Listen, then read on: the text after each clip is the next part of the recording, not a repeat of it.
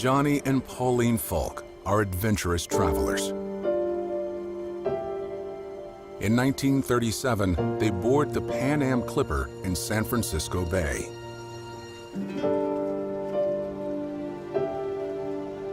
Pan Am has just begun the first commercial air service across the Pacific. It's no simple task. The small float plane faces an 8,200-mile flight path. It pushes the limits of its range to fly between tiny dots scattered across the Great Sea. Airborne at last, Pauline writes in her diary. The flight is so smooth. There's no feeling about it. After 19 hours, they make their first landing. Pearl Harbor, Hawaii. This American territory is barely American. Its people are more rooted in the Pacific.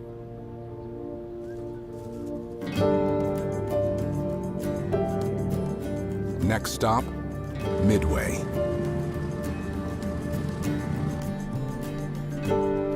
Johnny films an idyllic scene on an island that will soon become infamous.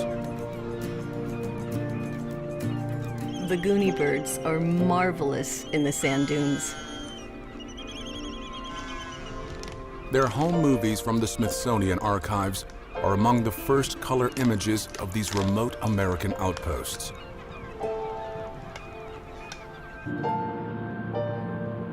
Then, Wake Island. It's uninhabited until Pan Am turns it into a first-class way station.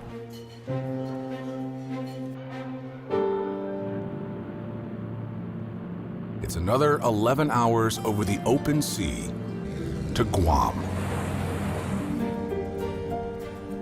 The most tropical place yet.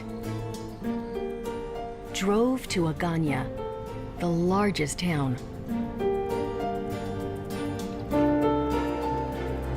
A small military base protects 20,000 American nationals. The Falks film smiling kids parading in uniform.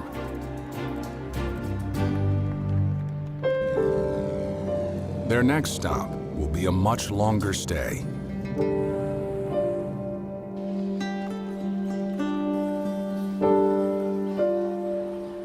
I find it difficult to leave Manila. The Philippines have been in U.S. hands since 1898. It's America's most distant territory. The edge of a young empire defined in neon.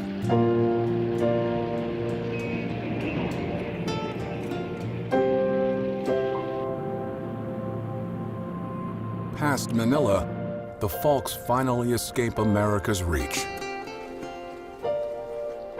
Nothing looks familiar. In Hong Kong Harbor, ships have sails like seashells. In China, the boats are simpler.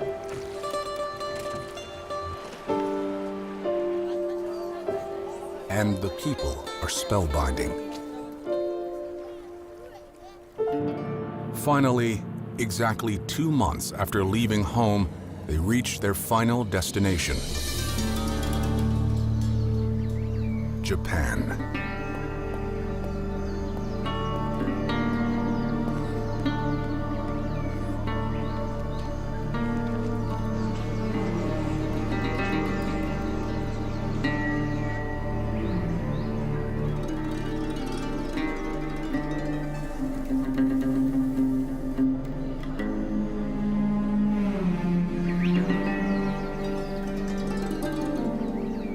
Johnny and Pauline's journey is remarkable, and their path is prophetic. They have crossed an ocean that Ferdinand Magellan named Mar Pacifico, the peaceful sea. by the wave of war will soon obliterate the folk's footsteps, replacing scenes of peace with scenes of a cataclysm no one can yet imagine.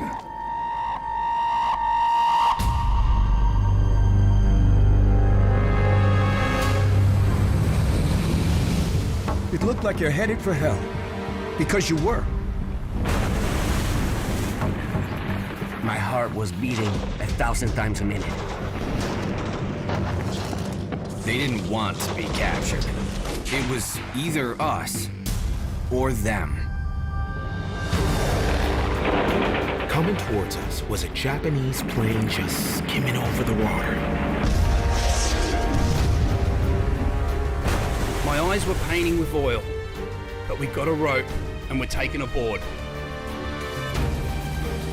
The beach was a mountain. We didn't think of ourselves as heroes. It's not just what I remember. It's what I'll never forget.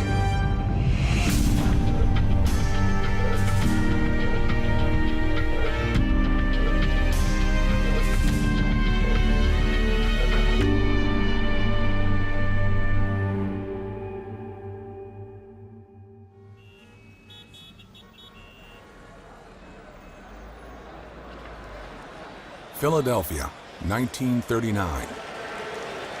There's a buzz building inside Municipal Stadium.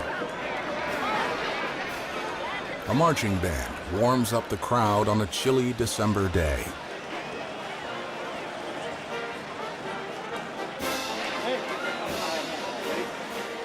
Then, military formations fill the field. First the Army, then the Navy.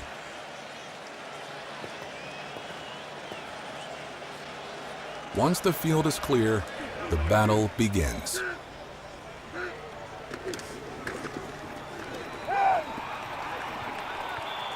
This is the first known color film of the Army-Navy game.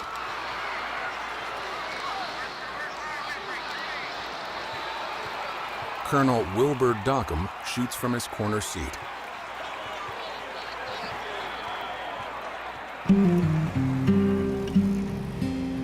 Dockham also films his Army unit training at West Point. In 1939, America's military is not very robust. All the services combined have about 600,000 men. Back at the warehouse, everything looks dated, right out of World War I. The average foot soldier still carries a 1903 Springfield rifle. Training is sincere, but not always serious. I was a radio man. I only fired my rifle once the whole damn time I was in the Army. The Army figures less than half of its troops are properly trained. They're barely literate. 75% haven't finished high school, and 41% never started it. Americans greet their military with a collective shrug. When Dockham's unit parades through town, few people stop to watch. It's more sideshow than show of force.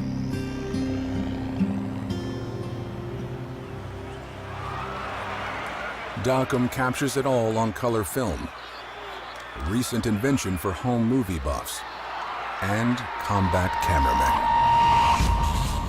I was carrying 2 hand cameras. We were laying on the beach watching this. Guys were getting blown to pieces.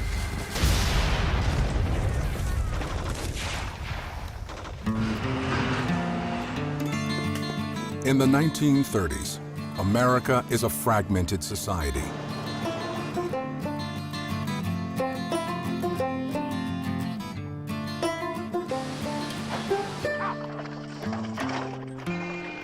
About the only thing everyone faces in common are the fierce headwinds of the Great Depression.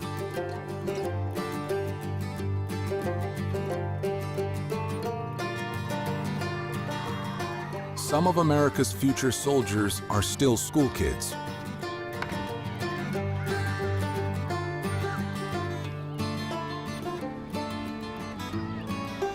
Armand Mafuccio hustles to make a few extra bucks for his family of Italian immigrants. I'd get up early and work with the baker first. Then after school, I'd go back and help him make the bread.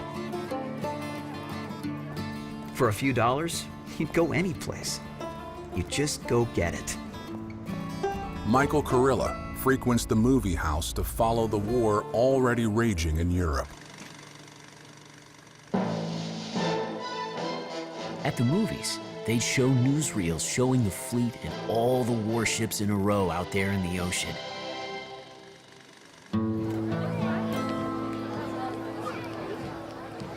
In 1940, Americans re-elect President Franklin Roosevelt, banking on his promise to stay out of the war. Many feel America should solve its own problems first. My dad didn't have any work. A lot of time we were wondering where our next meal would come from.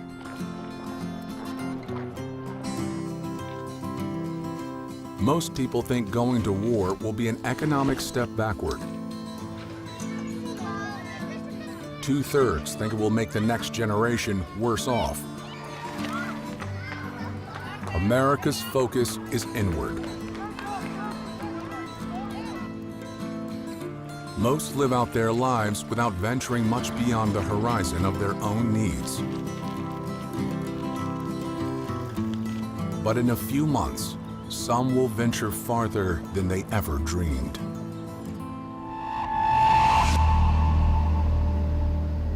We had never gone anywhere. Once we got away from home, it was a different world.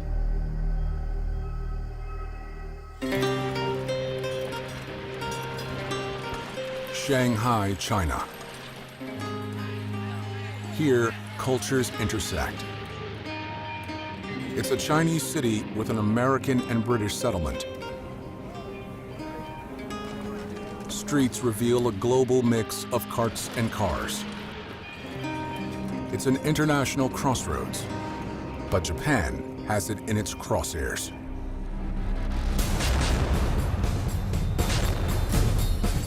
In 1937, they invade. Their own film shows parts of Shanghai crumbling in a heap. Japan seizes the Chinese portion, surrounding the Westerners. Then, Japan storms another city.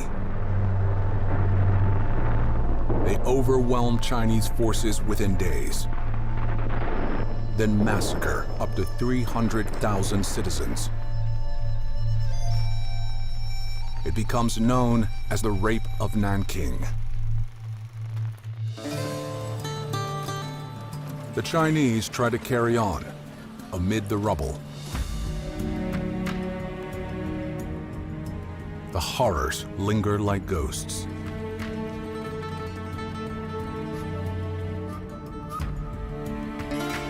On this pockmarked building, the invaders flaunt their flag like a brand. Japanese soldiers signal a new imperial presence. America wonders if Japan's ambition ends here or extends to one of its own territories nearby.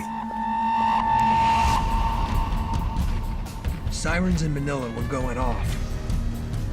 We began to get a picture that it wasn't looking good.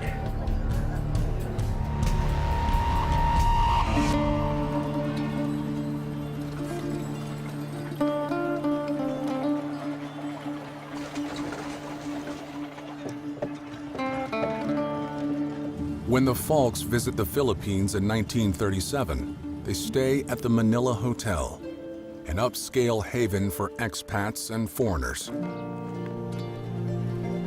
As Pauline enjoys the warm breeze coming through the hotel window, another family is living upstairs in the penthouse. Little Arthur, his mother Jean, and his father Douglas. These are the personal films of General Douglas MacArthur. He's retired from the U.S. Army, winding down his career by serving as an advisor to the Philippine government. He oversees a joint force of 130,000 Filipino and American troops. With adequate protection, this country will flourish as a brilliant product of democracy. But protection is not adequate. Filipino troops are barely trained and poorly equipped. They had 6-shooter pistols, believe it or not. Colts. They were so old, you couldn't even get ammunition for them.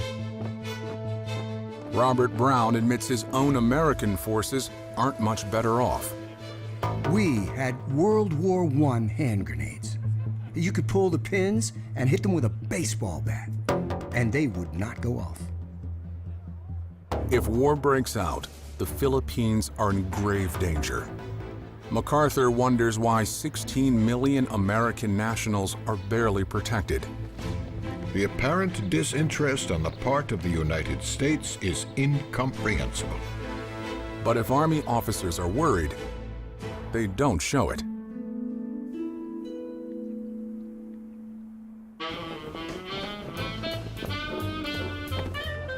At a base south of Manila, Americans carve out a colonial playground.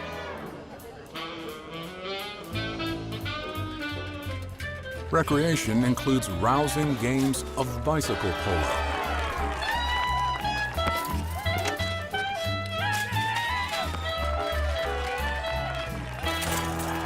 There are some casualties. An assignment in the Philippines appears to be mostly about fun and sun. Soon, it will be about survival.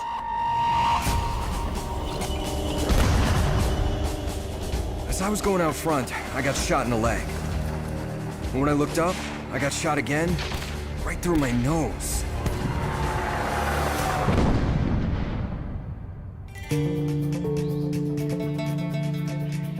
The epicenter of the coming earthquake is Japan. Its proud history stretches back 2,000 years. It's become wary of encroaching Western influence in Asia, thinking they should be the ones to lead the continent into the future. But Japan is also stuck in the Great Depression, and many think expansion is the only way to crawl out of it.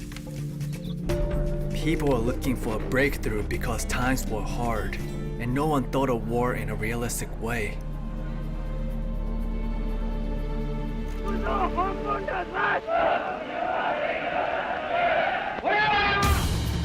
By 1940, the military controls Japan.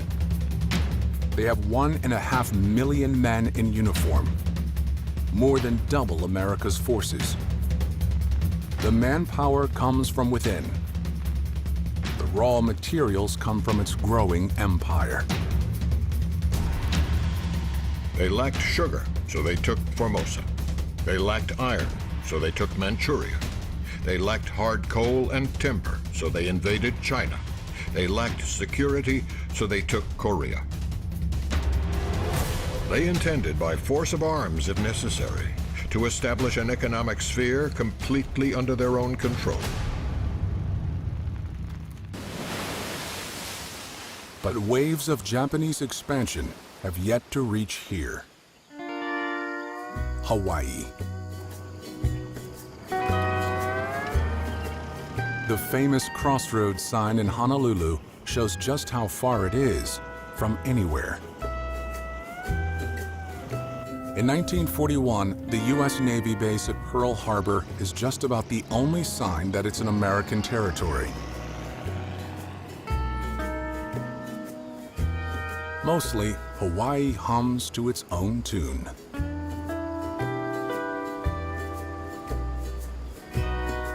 This is the pre-war footage of Francis Raymond Line, a traveling filmmaker.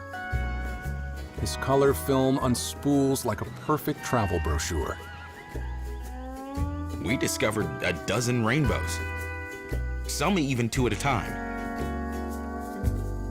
our camera drank in scenes of the harvest and cattle being loaded by rope and derrick onto ships offshore at the Parker Ranch. Hawaii has its own way of doing things. It's not used to cultural convulsions. Change usually comes on the slow boat.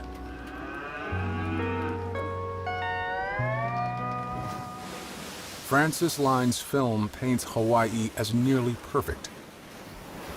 It's paradise framed by crashing waves. A roaring perimeter with wondrous views of the Pacific curving out of sight.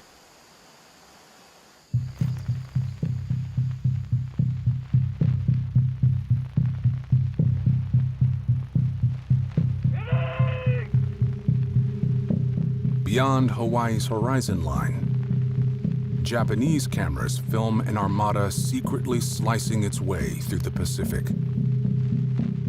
It's December 6, 1941. The American military is on alert, but not up to speed.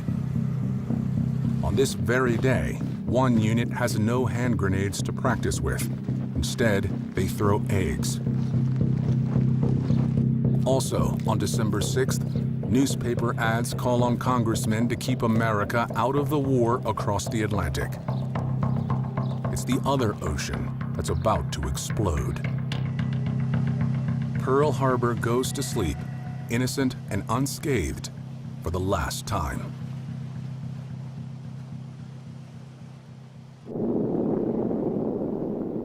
The next morning, one colonel is up early and assumes he's watching a military exercise. Very realistic maneuvers. I wonder what the Marines are doing to the Navy so early on Sunday.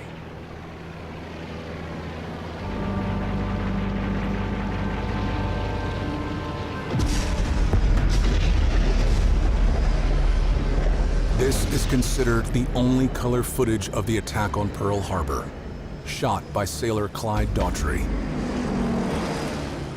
The film is badly damaged, but the chaos is clear.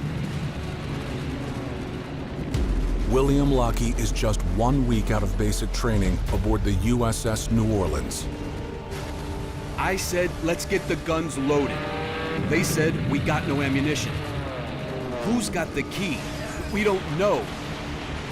Surprised sailors fire their anti-aircraft guns wildly, killing some civilians up in the hills. Radio stations begin shouting that it's not a drill. The city of Honolulu has also been attacked.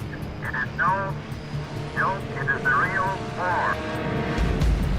The USS Oglala is listing badly. One sailor on deck is shot through the face by a strafing Japanese plane. Other crews are faring far worse. The USS Shaw bursts into a fireball.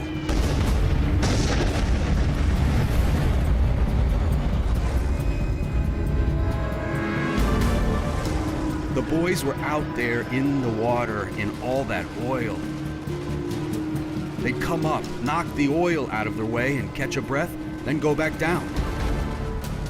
In 1 hour and 15 minutes, Japan damages or sinks 19 ships and kills 2,400. The news ripples outward like a shockwave. A Pan Am clipper full of tourists is out over the Pacific, which is suddenly a war zone. They turn off their lights, blacken their windows, and change course. All over the country, military phones light up. Jack Lent is on duty in San Diego. Some colonel was on the phone. He said, "You get your commanding officer and tell him that Pearl Harbor's just been bombed." I said, "Yes, sir. What's Pearl Harbor?" Behind closed doors on a Sunday, President Roosevelt is composing a short speech in his head. He resists advice to give it today. Instead, Eleanor Roosevelt steps up to a microphone and gives the first official American response. You cannot escape anxiety. You cannot escape a clutch of fear at your heart. And yet I hope that the certainty of what we have to meet will make you rise above these fears. Many Americans do not. The FBI switchboard lights up with calls reporting suspicious behavior of Japanese Americans.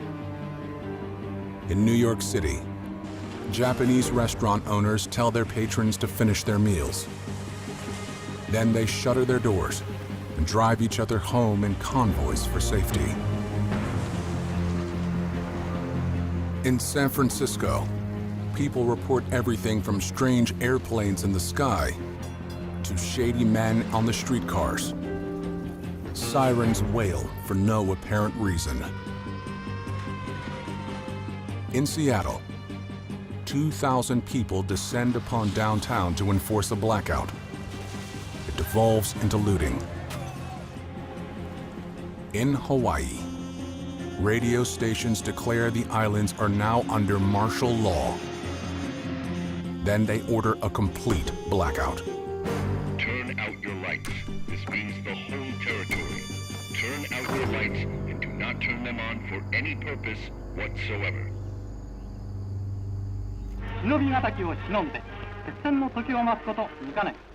America is on its heels, and Japan isn't finished. The next 48 hours shock the world.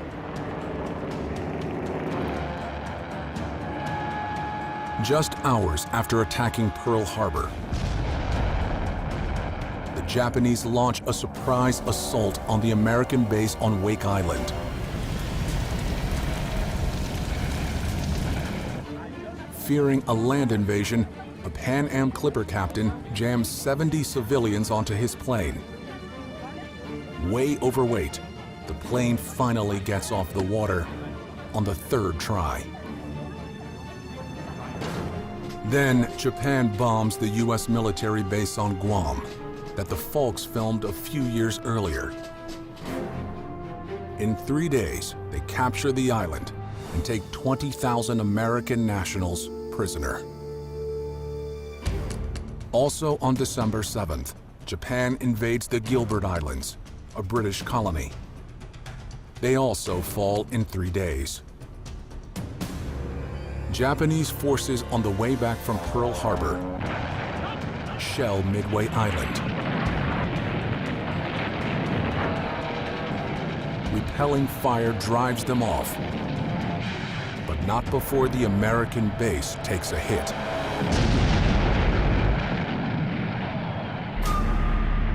Japan is thrusting a sword deep into the Central Pacific, a violent blitz that takes the ocean by storm. At the same time, Japan's own film captures a surge into Asia.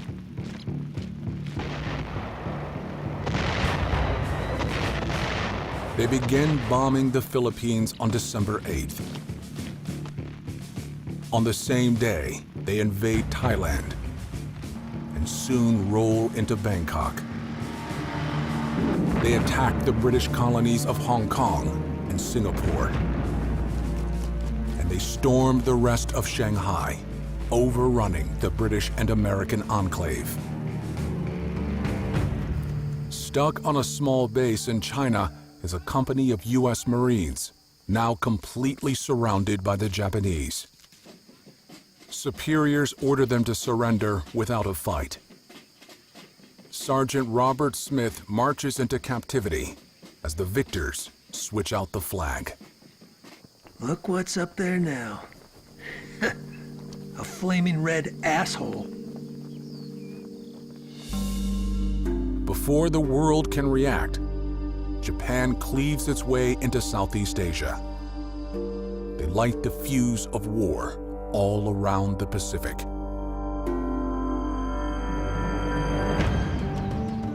In Japan, many citizens are flushed with pride. But there's an undercurrent of anxiety. We were assured we would not have to worry. America was a democratic nation, and so disintegrate and collapse. They can't unite for a common purpose. One blow against them, and they'll fall to pieces. Back in Washington, Roosevelt addresses Congress. Yesterday, December 7th, First, he makes a few last-minute revisions. a date which will live in infamy. For years, the nation felt stuck. Now, it feels stung. There is no blinking at the fact that our people, our territory, and our interests are in grave danger. America is at war. Most didn't want it, but most will have to join it, either in support at home or in uniform beyond.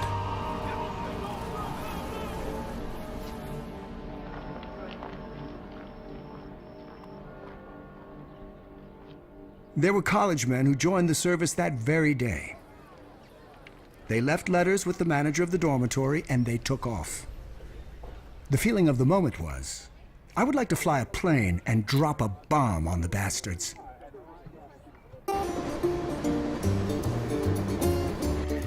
That trip to West Virginia to have my physical was the first time I was ever out of the state of Ohio. Roughest ride I ever had in my life. I like traveling on a gravel road for 2,000 miles. I swear, they had square wheels. My examination took probably 30 seconds. Drop my pants, check forward and aft, check and see if I'm breathing. Son, you're ready to go.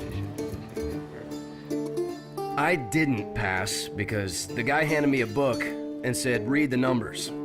I only saw dots. He said, I can't take you. You're colorblind. I said, well, what am I supposed to see? He said a 3, 5, and 9. So I hitchhiked to Indianapolis, got in line. They gave me the same book, and I said, I see a 3, 5, and 9. They said, you're in. Armand Mafuccio, the kid who baked his way through the Depression, joins the Navy. They don't waste his talent. All we made was the bread, rolls, and desserts for the crew. Of course, there were 2,000 sailors. Michael Kurilla, who admired Navy ships in the newsreels, also takes the plunge. They gave us our uniforms and everything. They gave us our caps. Then they'd give us our haircuts, and the caps didn't fit anymore. Our ears were holding them up. First stop, the pool. They practice treading water, while someone tries to hold them under. But deeper water awaits, in an unlikely place. These are cadets in Northwestern University's Naval Reserve Midshipmen's School near Chicago. They are called 90-day wonders because that's how fast the program is in wartime. Lake Michigan isn't exactly the Pacific Ocean, but it'll have to do. They study navigation and the fine art of swabbing the deck. They're literally learning the ropes. Finally, they practice the choreography of gun work. Now, they have time to break it down step by step. Soon, they won't. They peeled off and dove on us. They got close.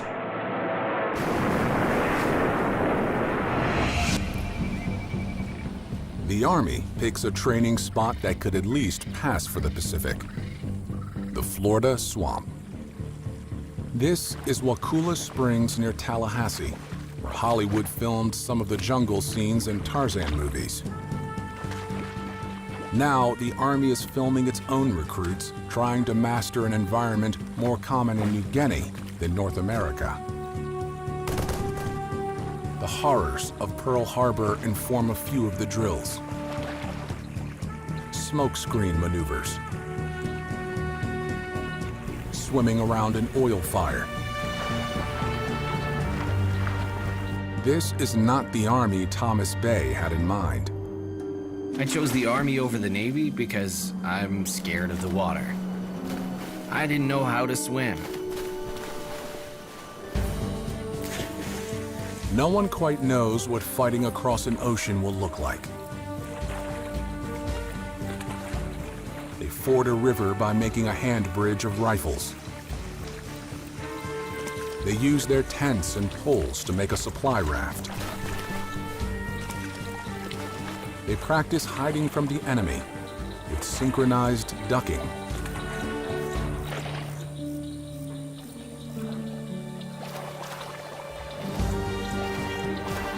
And, predictably, they blow stuff up.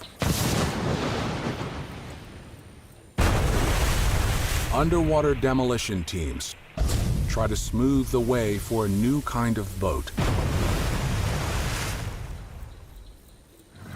This is an early amphibious vehicle, a duck made by General Motors. Driving through the water is a novelty. Soon, it will be a necessity. We walked into a hornet's nest. I was thinking, how in the world did I ever get sucked into this mess?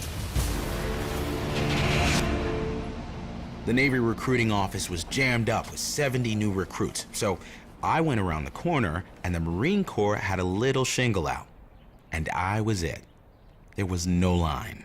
The first thing we heard when the bus came through the gate that morning was, "You'll be sorry."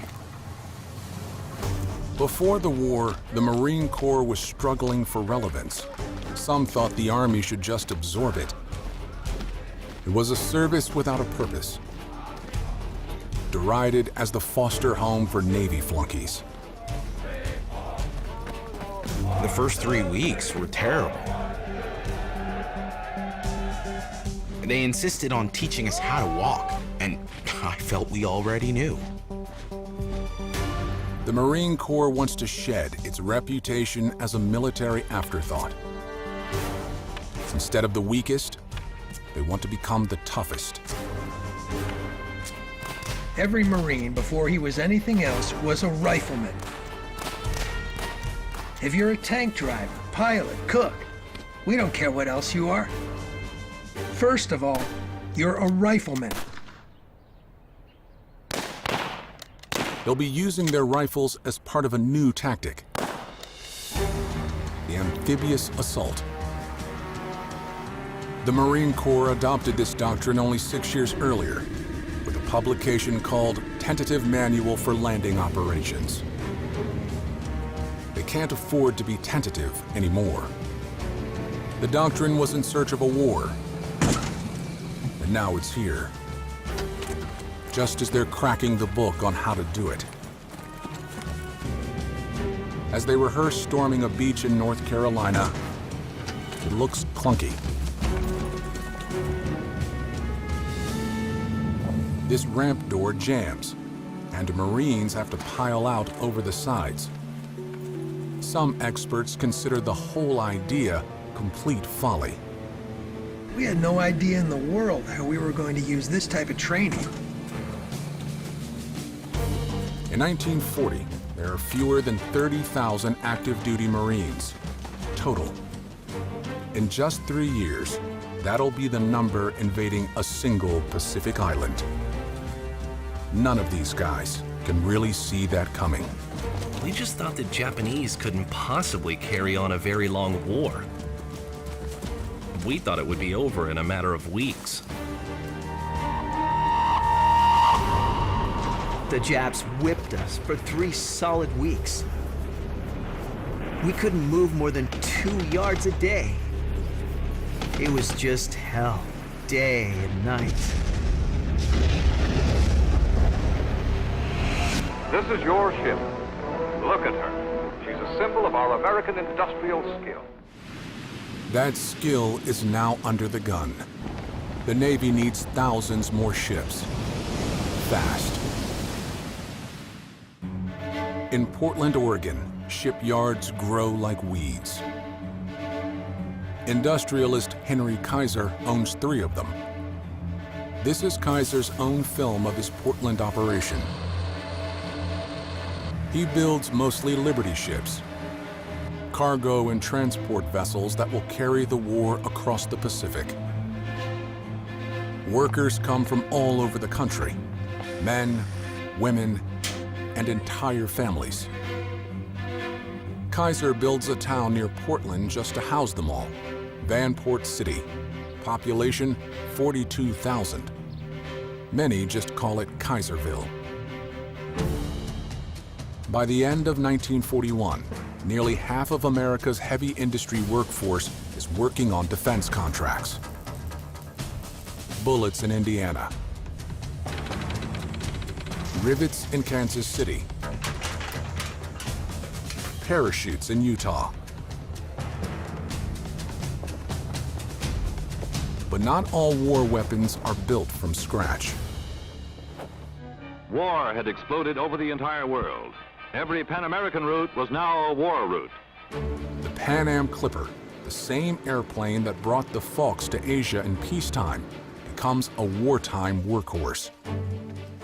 They're still the only planes that can carry a big load across an ocean, so the company becomes a de facto wing of the U.S. military. And all crews get new uniforms to match. As soon as I was outfitted in these uniforms, they took my picture from my personnel folder. We called them our obituary photos. You can guess why. As Clippers get baptized into war with a new camouflage paint job, the world awaits Japan's next move. It's eyeing up more islands to expand its empire. Java and Timor have important resources to harvest. Standing in the way is the small air and naval base in Darwin. On a sunny Thursday morning, Japan slashes into northern Australia. By the time sailor Monty Tuckerman grabs his camera, the Japanese planes are gone. It's the only color footage of the raid on Darwin, a surprise attack considered to be Australia's Pearl Harbor. With one big crash, they dropped their entire loads.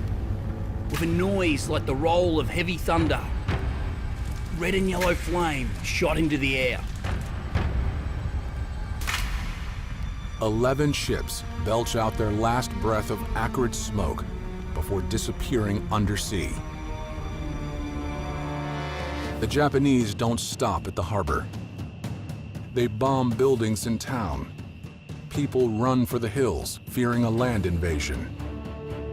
The attack kills 235 and injures hundreds more, all in a town of only 2,000. Clouds of war now rise over a nervous Australia, a nation right in the shadows of an expanding and unpredictable empire.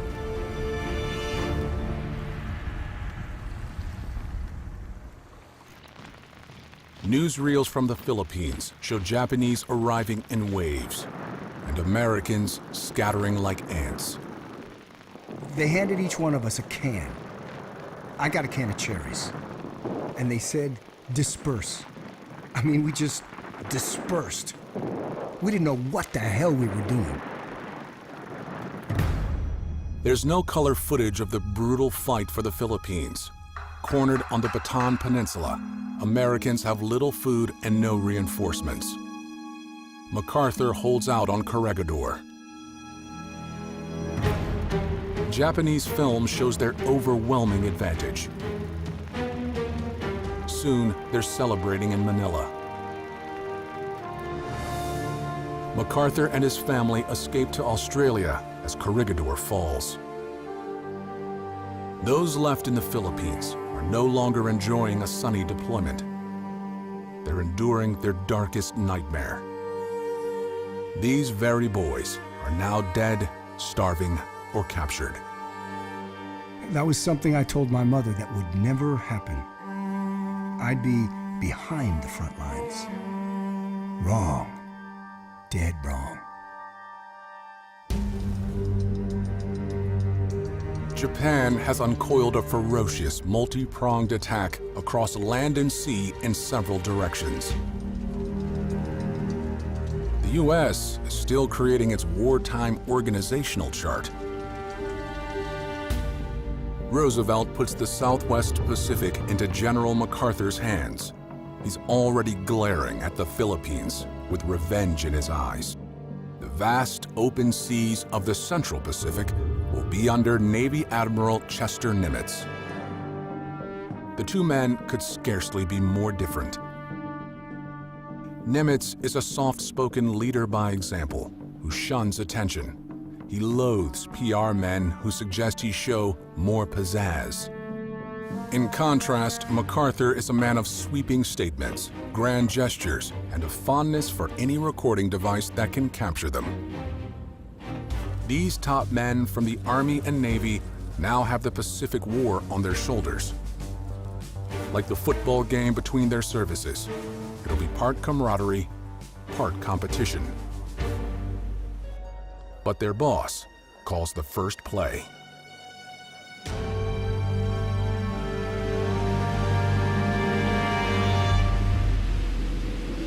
Back in December, President Roosevelt issued a secret order after the Pearl Harbor attack. Find a way to strike back at Japan. It takes 4 months to figure out how. The distance is daunting. Technology is lacking. But they pulled together a plan that's part bravado, part desperation. Ships cut through a stormy Pacific in radio silence, just as the Japanese did coming the other way. American carriers haven't yet come of age. This one's only big enough to launch a scout plane with a catapult. To bomb Japan, they'll have to launch a bigger plane off this deck, a B-25. They've never tried it. We hadn't actually flown off a carrier before. I wondered, could I get out of that damn airplane if we go off the end of the flight deck? Bombardier Herb Mesha scrapes the waves and gets airborne by a whisker. There's no turning back. The deck is too short to land on. 16 planes are off to Japan on a wing and a prayer. It's called the Doolittle Raid for the colonel who leads it. There's no footage of the raid itself. Some bombs hit Tokyo, but damage is minimal. Most planes go on to crash land in China. As payback for Pearl Harbor, it hardly rates.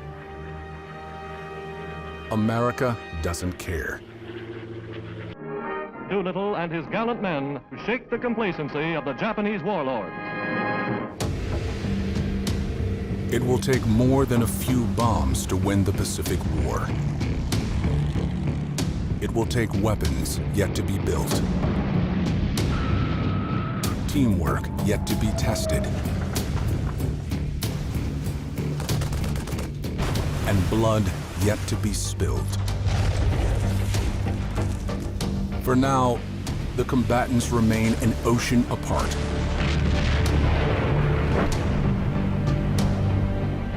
But soon, the Pacific War will move beyond rushing across the sea for sneak attacks.